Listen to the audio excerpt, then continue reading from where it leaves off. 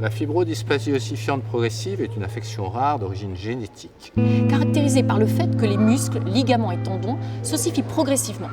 Certains muscles ne sont jamais atteints, le diaphragme, les orbites ou le muscle cardiaque. Chaque choc, chute, infection virale peuvent déclencher des poussées. Il s'agit d'une pathologie dont les conséquences sont différentes d'une personne à une autre et variables selon l'âge chez une même personne. La kinésithérapie est un aspect important de la prise en charge thérapeutique des personnes porteuses de cette affection. Elle aura différents objectifs selon l'âge et le stade d'évolution. Cette kiné doit être personnalisée et suivre quelques consignes dont est l'objet ce tuto. En général, la kiné est prescrite à partir de 2 à 4 ans lorsque les premières raideurs du cou apparaissent. La fréquence des séances dépend de l'atteinte, des poussées et des objectifs requis. On peut proposer chez certains 2 à 3 séances par mois et chez d'autres, au contraire, plusieurs séances par semaine. Elle peut être complétée ou en partie réalisée en milieu aquatique, ce qu'on appelle la balnéothérapie. Les consignes sont posées précisément par le médecin sur l'ordonnance. Le kiné ne doit pas hésiter à communiquer et à discuter avec d'autres kinés, avec des spécialistes paramédicaux, les rééducateurs, les ergothérapeutes ayant l'habitude de cette pathologie. Avant de démarrer les séances, le kiné et le fopper feront connaissance, comme dans tout travail au long cours. Le kinésithérapeute pourra ainsi connaître les segments ankylosés, les éventuelles déformations qu'il faut compenser. Savoir quelles sont les ankyloses les plus anciennes et celles récemment apparues. Bien sûr, savoir si la personne a des douleurs chroniques, des douleurs localisées ou provoquées, savoir comment est la marche, savoir s'il y a des problèmes d'équilibre. Que la personne se déplace avec des cannes, en fauteuil roulant, où il faut continuer à entretenir toutes les articulations. Le travail par kiné est à réaliser quel que soit l'état d'ankylose. Le mot travail doit prendre une connotation sympathique et agréable, car on est dans du travail à long terme. Et l'idéal est de travailler en positif. Que ce soit à domicile ou en cabinet, le lieu où se déroule la kiné est idéalement large, confortable, avec un sol non glissant. Ouais, super.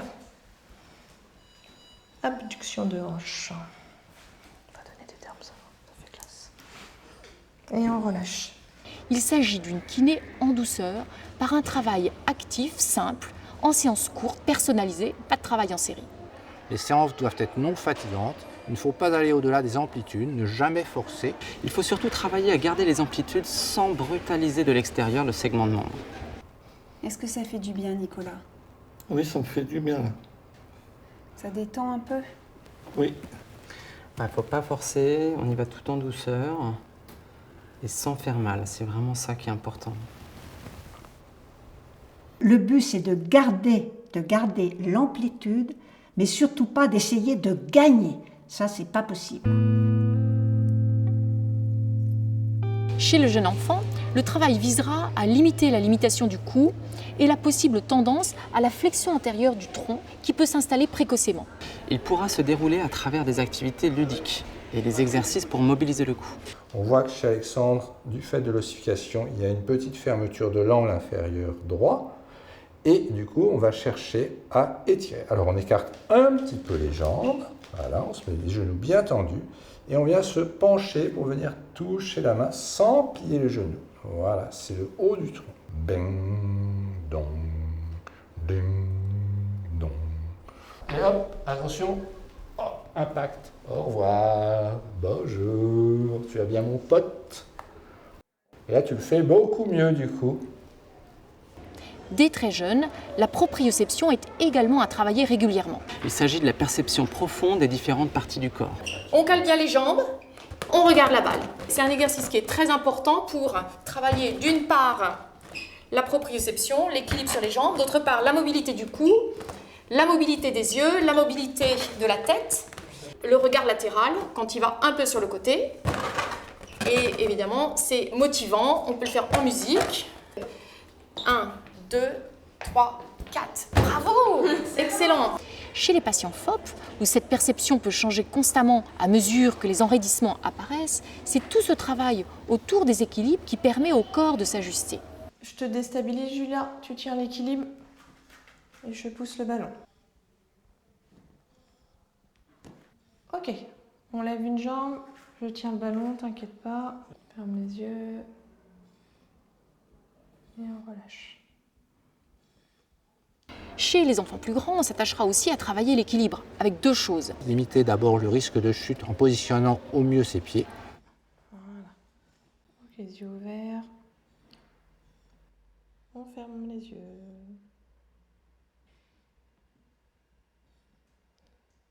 Apprendre à avoir conscience de l'environnement en maximisant le champ de vision par un travail sur la mobilité possible du cou et la mobilité des yeux. Julien, je te mets les lunettes de star. Hop, oh, pas grand chose à travers tes lunettes de star. Tu suis mon doigt, Julien. Donc là, le but, c'est de travailler la coordination oculo-cervicale. Tu suis. Viens par là. L'autre côté. Il est important, à partir de l'âge de la puberté, de travailler et d'entretenir les volumes respiratoires, de travailler le diaphragme et les échanges gazeux, c'est-à-dire inspirer, expirer au maximum pour évacuer le gaz carbonique et favoriser l'oxygénation. Inspire à fond et souffle, allez, encore, souffle.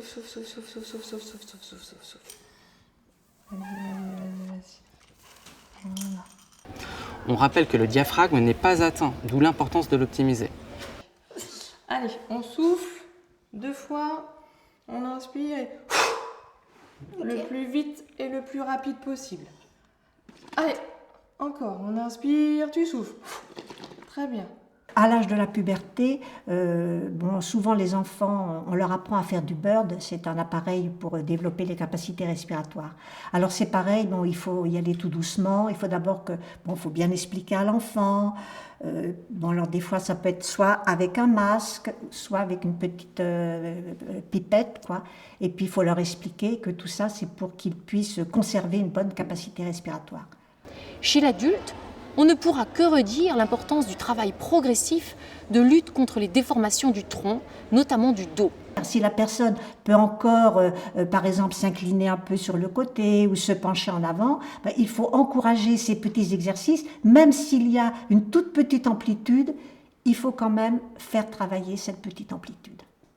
Il existe un travail de mobilisation douce, des masses musculaires des membres inférieurs, des segments distaux. En remontant vers les racines des membres, de la plante des pieds vers les mollets et les cuisses. Cela permet de favoriser la décontraction musculaire et de favoriser le drainage veineux. Voilà, c'est important d'aider le sang à remonter au cœur. Voilà, puis aussi de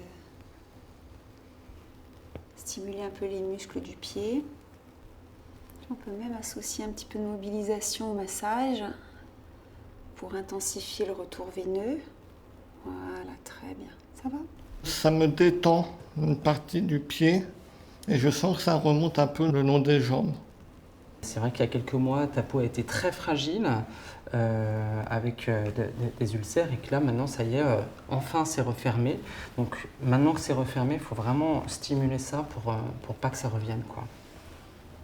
Chez les grands enfants et les adultes, il faut aussi entretenir le bon état musculaire des régions non immobilisées, mais sous-utilisées s'il y a une ankylose sus- ou sous-jacente. Par exemple, pour un blocage de la hanche avec un membre contralatéral non atteint, il faut garder un bon état musculaire de la partie basse de cette jambe. Un autre élément important, réalisé en kiné à tout âge, est l'apprentissage des attitudes et mouvements de compensation. Par exemple, apprendre à descendre en chevalier serrant pour ramasser quelque chose au sol, ou prendre la pose de la petite sirène pour se relever.